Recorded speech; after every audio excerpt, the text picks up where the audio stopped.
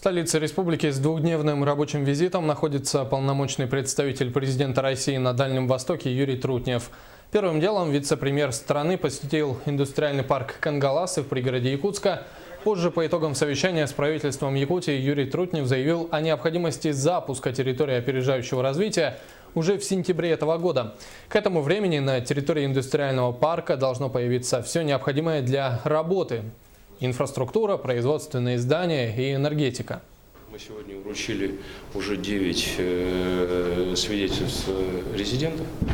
При этом коллеги информируют меня о том, что примерно такое же количество, то есть еще 9, находится в стадии подготовки документов, но люди уже есть, и проекты уже есть.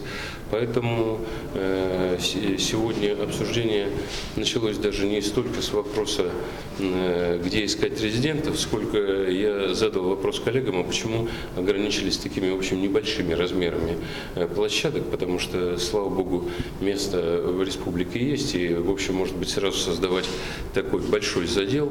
Егор Афанасьевич сказал о том, что такая возможность есть. Предприятие уже готово.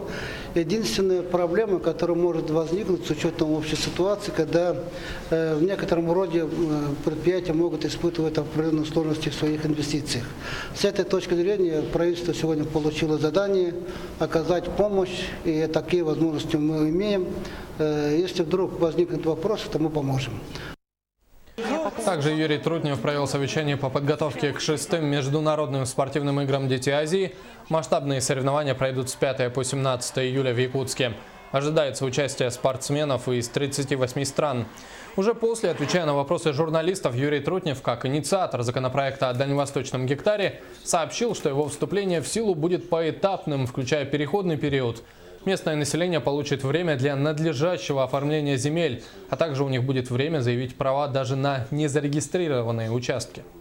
Мы дадим время, в течение которого человек сможет заявить свои права, даже не зарегистрированные в кадастре. И мы просто эти участки изымем. Точно такое же право будет у президента республики. Он скажет: это земли, здесь люди всегда занимались оленеводством, да? Не надо их трогать, нет вопросов. Мы взяли и вырезали из карты. Мы все спорные участки, у человека говорит, у меня, я эту землю получил, я не знаю, там, сельхознадел, амнистия дачная, еще что-то. Там много у нас видов законодательства, по которым человек имеет право на землю, но это право еще надо оформить, сконструировать. Достаточно заявления человека, чтобы из общего объема распределения этот участок мы изъяли. У нас нет задачи немедленно раздать всю землю. Да? Если мы изымем какую-то часть, ничего страшного не произойдет.